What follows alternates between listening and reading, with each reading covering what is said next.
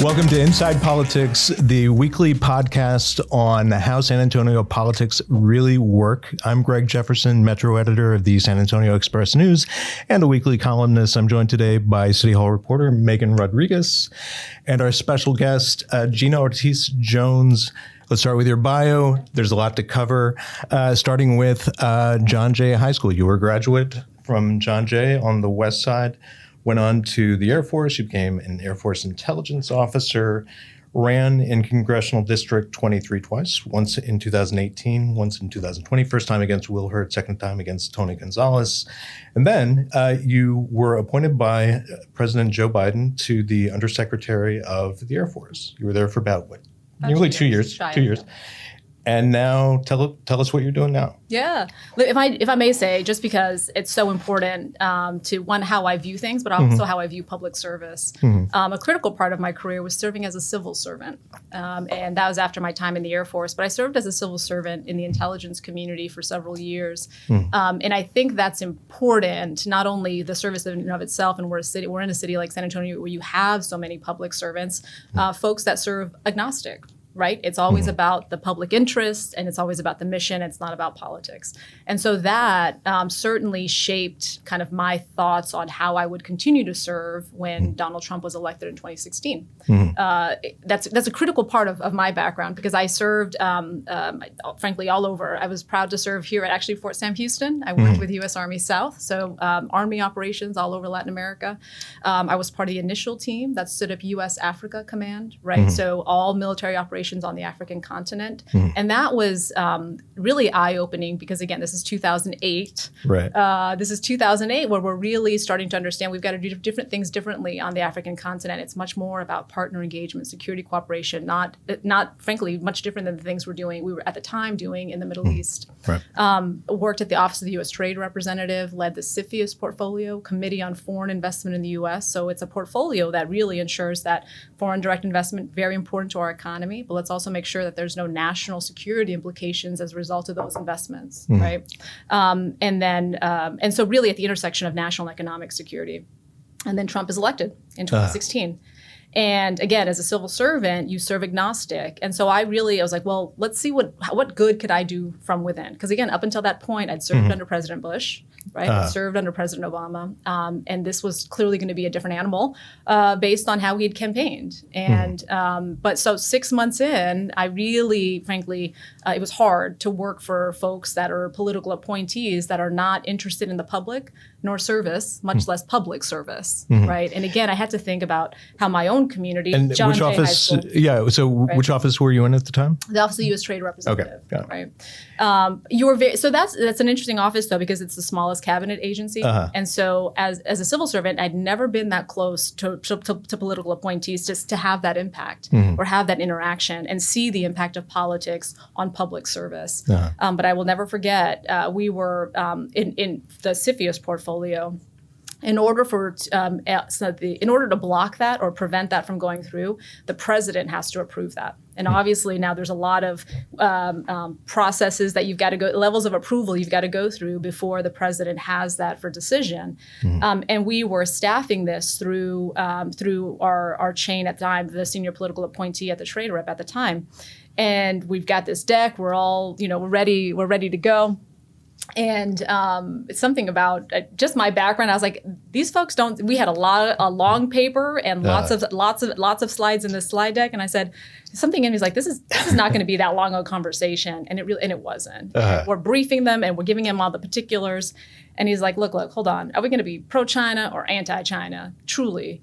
And he said that. And I had to step back and just kind of think to myself, this is not how this works. This is not how any of this works, right? This is about national security. And that really just solidified for me that I was going to have to serve in a different way. On top of, frankly, the ways in which, communities like my own were being underserved, poorly served by the representative at the time. I say all that again, because I think we are in that very kind of similar moment. When you have somebody like a President Trump, frankly, denigrating civil servants and talking about gutting public servants, right, and installing loyalists. It is much easier to burn something down than it is to build something up. right? And for them to talk about installing loyalists throughout our government is quite terrifying. And it should be for folks that care about the nation's work, right? Think about what that would mean for, frankly, any level of service, the Department of the VA, right? Like anything that you care about. Think about all of a sudden politics coming into your mind about whether you get something or whether you don't get something. And that's why, when Donald Trump just this past weekend talks about American citizens, about our fellow men and women, and calls folks that don't support him and his ideology, that calls them worse enemies than Russia and China. I mean, that's crazy. That is so dangerous. I mean, for me, there's a lot of disqualifying things, but for anybody to be talking about, to me, January 6th is just the height of you're either with us on protecting and serving the Constitution, or you're not. And frankly, I met Liz Cheney a couple of weeks ago when I was at an event to support Colin. And I'm thankful for Republicans like her that step forward and understand that, voting for Kamala Harris in this time does not make you a Democrat, right? It makes you somebody that understands the importance of the time that we're in. It makes you a patriot, as was said by the former Secretary of State in Georgia. And so it always kind of also begs the question, though, of where are these other moderate Republicans, right? These folks that like to say that they are that, have called Donald Trump a threat to democracy, but then won't actually do the thing that would prevent that, which is working hard to make sure that Kamala Harris is the president. Right. Now, in your role now, so you after leaving the Undersecretariat of the Air Force, you kind of, I don't know, you did something for a year. And then last February, you incorporated the Find Out Political Action Committee. Tell us about kind of how that came to be. Yeah. In that time, I was frankly honored to spend a little bit of time with my mom and travel with her. We spent several weeks in the Philippines, which was great. Went to Australia, visited family there, but it was nice to just kind of like take a little bit of a breather. I'm also involved in several organizations. I serve on the board of the Iraq-Afghanistan Veterans of America, as well as the Advisory Council for the Asian American Foundation. I think very thankful to be involved in that work. But yeah, I read the opinion in the Kate Cox case in December. And I was not super surprised by the decision, right? Unfortunately, those things like that, they should surprise us, they should gall us, but I wasn't surprised by the decision itself. But I was like, well, I'm not a lawyer, but let me read this opinion, right? Let me see if it makes sense to me. Because again, what they have done is tell this woman, Kate Cox, this mother of two from Dallas, that they don't think that she qualifies for the only exception in our state. Like, how do you explain that? Because you're lawyers, you're not doctors, right? But more importantly, you're partisan elected officials. So I read the opinion, and I think this is really important. We're going to get into the weeds a little bit, because I think the weeds are, frankly, how we got to where we are by not paying attention to those things. So what the decision said is they did not think her doctor used the right standard, right? There's two standards. There's the good faith standard, good faith estimate, which is good faith standard, which is look, you are trained in your craft. You know the circumstances. You know what's happening with this patient. We trust you to do the best you can, right, to serve this patient. That's one. The other one is the reasonable standard, which is this idea of would another kind of reasonable doctor can't come to the same kind of reasonable conclusion, right? Would somebody else have done something the exact same way that you did? And the problem with that standard, as Molly Duane, the lawyer in that case, pointed out, is that in your own life, you can always find somebody that says, that's not how I would have done it. In this circumstance, though, what that means for those doctors is thousands of dollars in fines. They lose their license and jail time, right? And so as those plaintiffs, and also in the Zorowski versus Texas case, pointed out, it's that confusion about life-threatening, life of the mother, those circumstances, that is causing them to be delayed care. And some of them will tell very harrowing stories about truly they're in the hospital. Kristen and I will talk about being in the hospital. She was in there for 22 hours. They were testing her every 3 hours to see if she was close enough to death, close enough to justifying whether the doctors say you're close enough as to whether we can now perform this necessary healthcare. I mean, the number of women that had to flee. And again, my background's in national security. So I hear these stories, I don't think of the United States of America. I think of third world countries run by dictators, right? I don't think any woman in the United States, as Lauren Miller talks about, should have to have their doctor talk to them in code and say, I heard Colorado is really nice this time of year. That's bullshit. That is crazy, and it's dangerous. She also talks about when she was in the line at the airport and going through security, and how she was so fearful that one of those TSA agents were going to see that she was visibly pregnant and pull her aside and ask her why she was traveling. And so these are the real practical applications of these bans. This is what it looks like, and this is what it looks like for Texas women. And so I read that opinion. So let me get back to your question. Sorry. So I read that opinion, and I went to John Jay High School, part of town where "fuck around, find out" is not an uncommon phrase. And I just thought, look, these folks are elected; they can be unelected. And I did call around to some of the other groups and say, hey, what are we doing about this? Right? We've got an opportunity here, because let's also, in the backdrop is Kansas, Kentucky, Ohio, all these states that had ballot initiatives. Now, understanding we can't have a formal ballot initiative in our state because gerrymandering has meant that it's never going to be picked up by the legislature. But holding these three accountable is, in fact, our ballot initiative. And nothing is going to change in our state until we have new judges on that bench, right? So Find Out PAC was born. I think what was eye-opening for me is one, that we've never done this. That we've never tried to unseat these folks. The last time a Democrat was on that bench was in 1998. And so Republicans, they just fight for that bench differently. Greg Abbott was the Chief Justice. John Cornyn served on the bench. One of the notable Democrats is Lloyd Doggett. Lloyd, you should give me some money for the PAC. Thank you. But these he hasn't. No, he should. Yeah. But these are the three folks, right? Jimmy Blacklock, Devine, and Jane Bland. And, I went, again, my background's in intel, right? So I went real deep on these. I went real deep on their backgrounds, because I'm like, what? Okay, so there's three people that are elected. Okay, who are they? Jimmy Blacklock, 10 years ago, Jimmy Blacklock and the state were in court defending this law that had been challenged. And this law essentially would have made all abortion clinics in the state meet the same building, staffing, and equipment requirements for hospital-style surgical centers.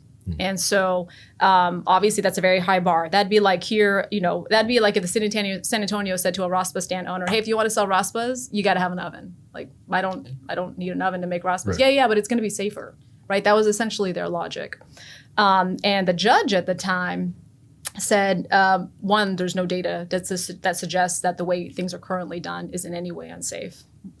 As importantly, there's no data to suggest that what you are advocating for, what this law would do, would actually make it any safer. What is clear, though, is that when this law goes into effect, it will have the effect of closing half of the remaining clinics in this state. Right? But of course, that was the intent. Right? And so the other point that the judge raised is that a woman in El Paso will now have to drive 500 miles to San Antonio because that will be the nearest clinic that meets these new surgical requirements. And that does not seem like a safe thing. And Jimmy Blacklock, the state said, no, she can just cross the border into New Mexico because there's a clinic there. And the judge and the critics at the time rightly pointed out, well, that clinic in New Mexico is not going to be meeting the same state standards, safety standards that you said are necessary. So if you are fine with this woman going to that clinic in New Mexico that is not meeting your safety requirements, it sounds like this isn't about safety. And that's exactly the point. It was always about denying access. And so obviously that decision, so the court sided with the plaintiffs there and denied the state the case, but obviously they appealed that, and that law, of course, went into effect and had the impact that Jimmy Blacklock and the state intended. And so at the time, when he was the deputy attorney general for that case, the attorney general was Greg Abbott. And so that was in 2014. So in 2018, when Greg Abbott appoints Jimmy Blacklock to the Texas Supreme Court and says, quote, "I don't have to guess or wonder how Justice Blacklock is going to decide these cases based on his proven record of fighting for pro-life causes," that's exactly what he's talking about. And so when Jimmy Blacklock tries to say, hey, I'm independent or this or that, or when some of these other newspapers say Jimmy's been very independent on these other things, he has not been independent on the thing that Greg Abbott said he would not be independent on, right? So there's that. I know we went in the weeds on that, but that's important because all of a sudden people are like, how did we get here? It wasn't overnight. And these are, frankly, some of the same players that are brought up, right, if you will, on the coattails of some of these folks. Jimmy Blacklock's all of 45 years old, right? There's clearly some aspirations there. John Devine, the guy in the middle, John Devine has campaigned on his own wife's high-risk pregnancy. John Devine has been arrested 37 times for protesting in front of abortion clinics. John Devine was recommended to be sanctioned for judicial misconduct by the Houston Chronicle, a sitting member of the Texas Supreme Court. Jane Bland, look, this is also what gets me, and y'all are reporters, so you can help me with this. Jane Bland is also a tool of the right wing. And what do I mean by that? Because our bench, all 9 of the folks, because they're all Republicans, this is really kind of a testing ground for extremist groups to come in and test new ideas, new concepts, right, and see if this will fly here. And one of those groups is the American Association of Pro-Life OBGYNs. Folks can Google them. They really should. They frankly should also Google to make sure their own OBGYN is not part of that group if they care about that. Because this is a very fringe group. They're responsible for a lot of ideas that frankly put people's lives at risk. They are also working very hard, though, to change the conversation, both in the legal field and in the medical field, around the topic of abortion. And it's so much so that they have their own glossary of terms. That's how you know somebody is committed to changing the conversation, when they give you a preferred list of concepts and terminology. One of those, and this is important because one of those ideas, for example, is life limiting, right? They don't like the idea incompatible with life. They would prefer that legal and medical folks use the term life limiting. Now, obviously, that unfortunately confuses a lot of folks, most importantly, the mother, right? Because that conveys a different level of severity of the situation at hand. What it also, though, does is confuse folks about what is actually happening here. But what that looks like in practice, Samantha Cassiano's case is an excellent example. Samantha Cassiano, mother of, I think, 3 or 4, and unfortunately, her child, Halo, was diagnosed with a fatal fetal condition. And so she talks about having to plan both for the delivery, but also for the funeral of Halo. And because Halo was not developing the ability to breathe on her own, right? Had a heartbeat, but could not breathe on her own. So it was very clear she was going to pass shortly after being delivered. And so she talks about, look, I could not afford to leave the state, right? And so delivered Halo and held Halo, her and her husband, for 4 hours as Halo gasped for air for 4 hours until she died in Samantha's arms.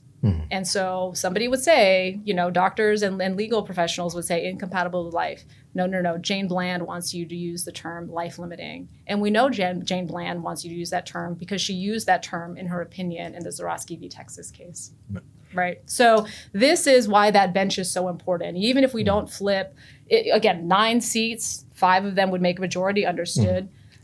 But the importance of flipping these seats because it allows for a dissent. A dissent is so important. Ketanji Brown Jackson serves a very important function on the Texas Supreme Court based on her dissents. We could have that on the Texas Supreme Court. And we all know a statewide win in Texas resets the clock, all expectations in Texas, in large part because all of a sudden those 40 electoral votes are not a 32 or 36 thing, it's a 28 thing.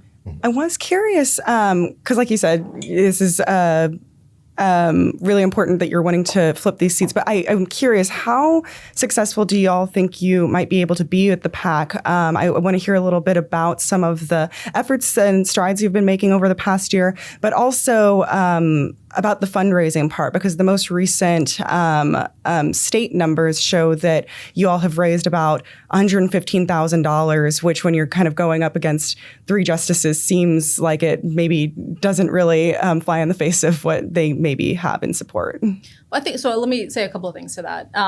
You're right. Those are the latest state numbers, which closed as of the end of September, or the 26th, I believe. So those are not the most recent numbers, and those will become public here shortly. I'm very encouraged by the reception that we've had to voters all across the state, in part because many of the plaintiffs in the Zurawski v. Texas case have been actually some of the most vocal proponents. Obviously, they have a vested interest in flipping these seats.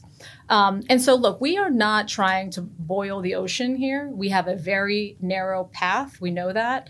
And the poll, I should mention, this is not just kind of like my hunch, right?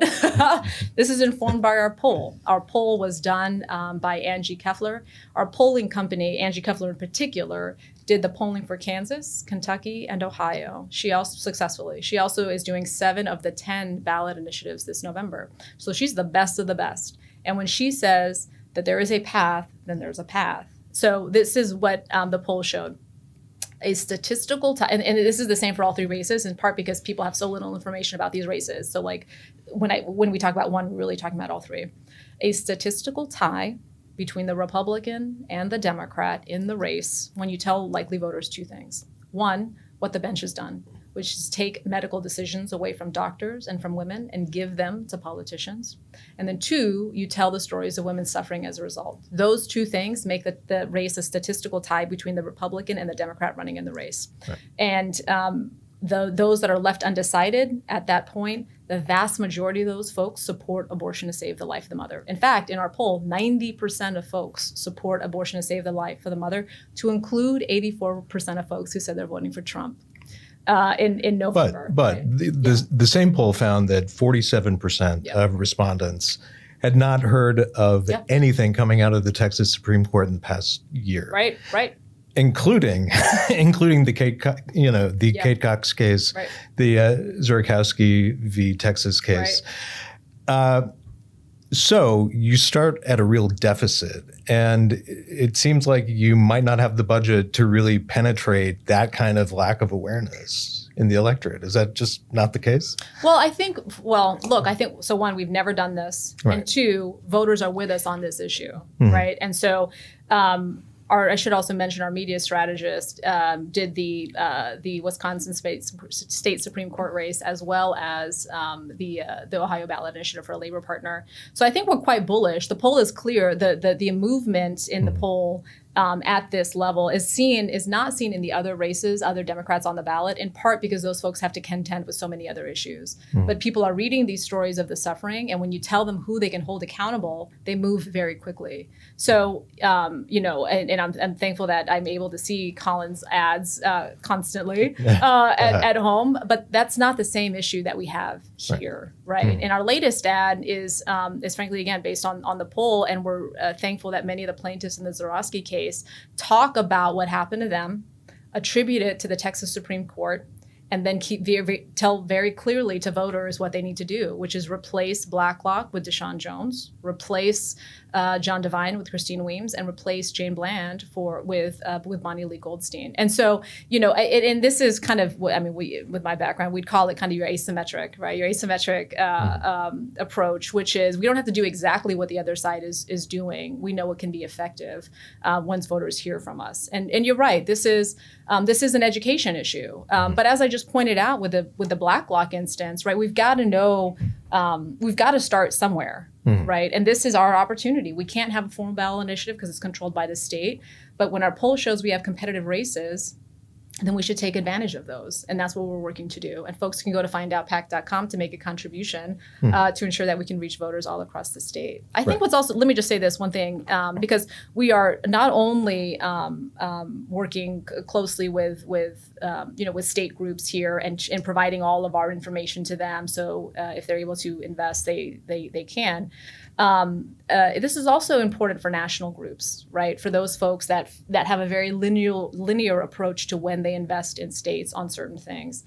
And, if the ACLUs of the world, for example, and we've shared this with them, obviously, if you're always going to be looking for, well, first the state has to have a ballot initiative, and then we're going to invest in a civic education project to help people understand the role of the state Supreme Court, then we're never going to get there, which is why we have to fight differently in Texas, right? And we can't let process be the enemy of progress.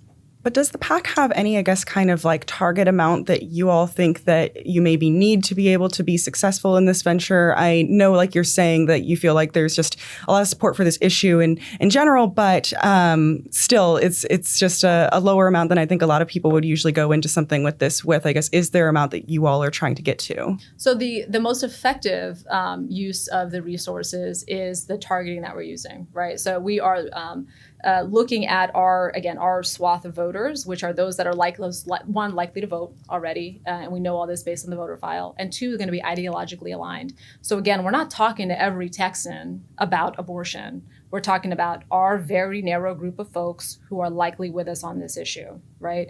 And when I talk about the remarkable nature of how close this race could be if we are able to reach voters, the average gap, again, this is never done, the average gap in 2020 of the Texas Supreme Court races at the time was about 9 points, right, between the Republican and the Democrat running. In 2022, the gap was about 14 points. So for our poll to show how quickly these are a statistical tie with just a little bit of information, again, they had to hear two things: what the bench did and the suffering as a result, right? So in many ways, our pollsters said this is actually easier than a ballot initiative because we don't have to explain what a yes or no is. We've just got to have credible messengers, and we do. The Zorowski v. Texas plaintiffs talk about what happened to them, who voters can hold accountable, and who they need to vote for in November. How helpful is Colin Allred, the Democrat running against Senator Cruz? How helpful is he going to be in what you're attempting to do? I think what's really helpful is because our ad with many of the Zorowski v. Texas plaintiffs came out, and then probably about a week and a half afterwards, he had a very similar ad, and that's maybe one of the ones that folks are seeing with many of the same women. Yeah. And so that's really actually helpful because now voters are going to be hearing about from these and it's almost the exact same people. I think we've got one or two more in our ad, but it's going to be helpful for voters to be hearing about this issue. One, voting for Colin, and knowing, oh yeah, I also need to vote in these Texas Supreme Court races. Because you're right, there's a lot of folks that don't even know you can vote in these races. But once they do know, and once they know that it's actually the Texas Supreme Court that was responsible for all this suffering, because let's be clear, Ken Paxton wasn't the final say on this. It was that bench that was the final say. Ken Paxton had to go seek a temporary restraining order from that bench. I think what's also really important, and again, I see this at a number of levels, right? What is possible in November, what is possible after, but also the real moderating effect this could have throughout the country when we're able to say, even in Texas, right, you are going to be held accountable. Because I think voters should not forget, not one elected official in Texas has been held accountable for these bans. It's amazing to me, right? But Texas really writes the playbook for these other extremist state Supreme Courts.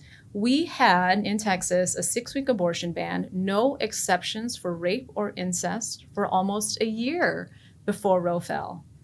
And so, when obviously what's unfortunate what's happening in these other states when they're talking about we've got a 6-week abortion ban, we've got this, we've had that for almost 2 years now, right?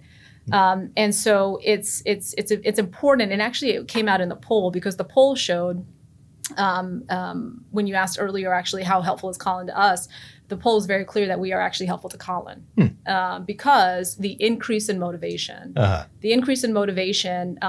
once voters were informed about what the bench has done and the suffering as a result, and they could tie it to that.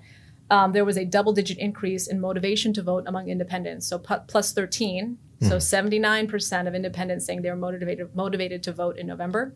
It was plus 12 among Democrats saying they were now 78% now saying they were extremely motivated to vote in November as a result of this. So that we did not see that same for other Democrats running, in part, again, because Colin is contending with every other issue under the sun.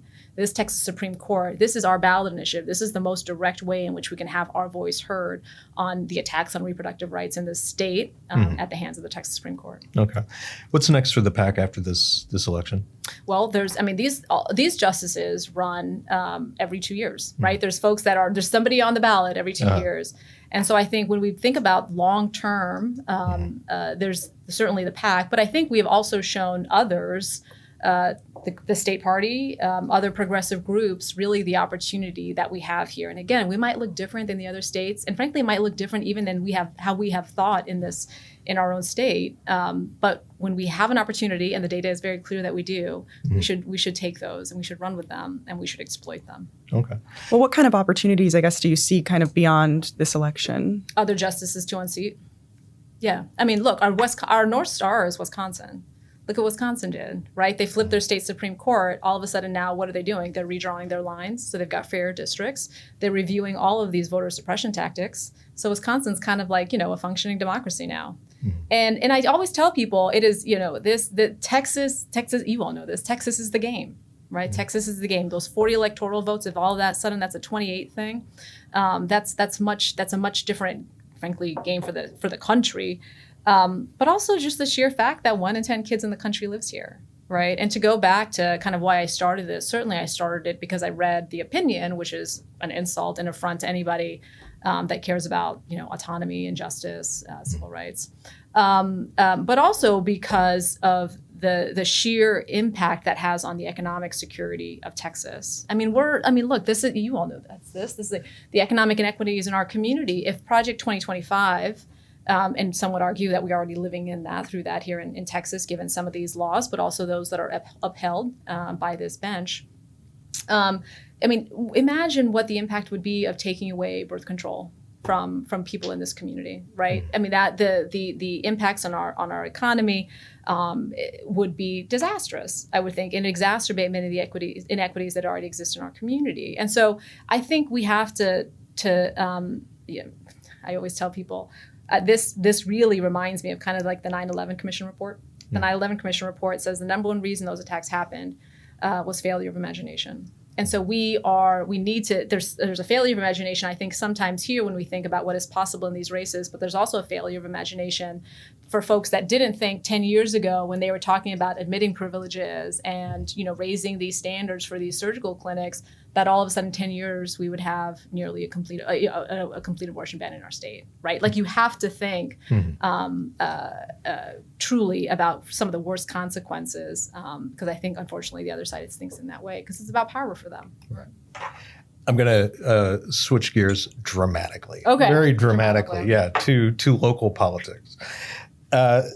So as you're probably aware, we've got a fairly large field of mayoral candidates developing. Next city election is next May. Mm-hmm. And your name has been in the mix for months now as a nice potential. Yeah.